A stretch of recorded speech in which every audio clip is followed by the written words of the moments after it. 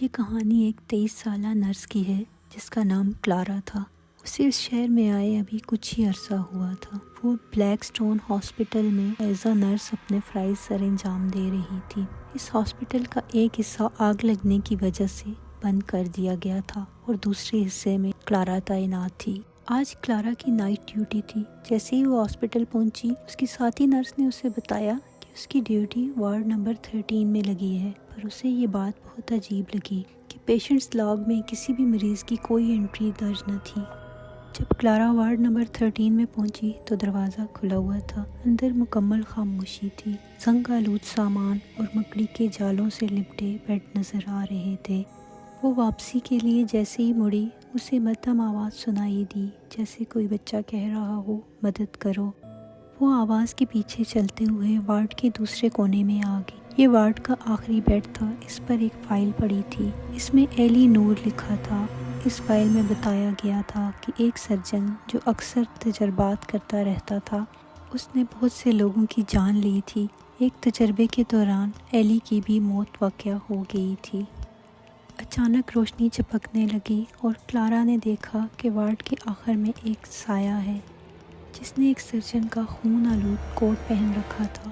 خوف کے مارے کلارا ساکت ہو گئی۔ وہ آگے بڑھا اور بولا کہ اچھا ہوا تم آ گئی ہو، تمہارا علاج شروع ہوگا۔ دروازے اچانک بند ہو گئے۔ کلارا نے چیخنا شروع کر دیا۔ اسے لگا کوئی اسے اپنی طرف کھینچ رہا ہے۔ اس نے دروازوں پر زور زور سے دستک دینی شروع کر دی اور وہ کھل گئے۔ باہر آ کر اس نے سکون کا سانس لیا۔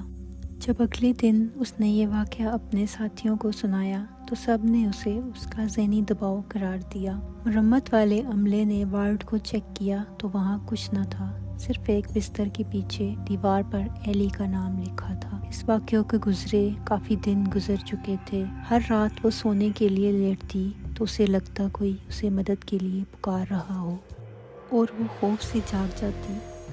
آخر کار کلارا نے فیصلہ کیا کہ وہ وارڈ 13 کی حقیقت معلوم کر کے ہی رہے گی۔ اس نے ہاسپٹل کا پرانا ریکارڈ حاصل کیا اور کئی دن کی تحقیق کے بعد اسے معلوم ہوا کہ ایلی نور کو ڈاکٹر گریفن نامی سرجن نے اپنے غیر قانونی تجربات کے لیے استعمال کیا تھا اور ایلی کی موت واقع ہو گئی تھی۔ ایلی کی موت کے کچھ عرصے بعد ہاسپٹل کے اس حصے میں آگ لگی اور اس کے بعد ڈاکٹر کا کچھ اتا پتہ نہ چلا اور پھر اس حصے کو سیل کر دیا گیا۔ اگلے دن ہی کلارا نے ایک تانترک کی مدد لی اور ہاسپٹل جانے کا فیصلہ کیا۔ رات کا وقت تھا۔ جیسے ہی وہ اندر داخل ہوئی، روشنی پھر سے چپکنے لگی۔ اچانک اسے وارڈ کے کونے سے آواز سنائی دی، مدد کرو۔ وہ اس طرف چل پڑی۔ جیسے ہی وہ آخری بستر کے قریب پہنچی، اسے ایک دروازہ نظر آیا۔ یہ ایک تہہ خانہ تھا۔ وہ دروازہ کھول کر اندر داخل ہو گئی۔ تہہ خانے کے اندر جاتے ہی اسے ہولناک منظر نظر آیا۔ ایک پرانے ٹیبل پر خون کے دھبے، دیواروں پر عجیب سے نشانات اور ایک عجیب سی مشین تھی جو مسلسل حرکت کر رہی تھی اور اس کا عجیب سا شور تھا۔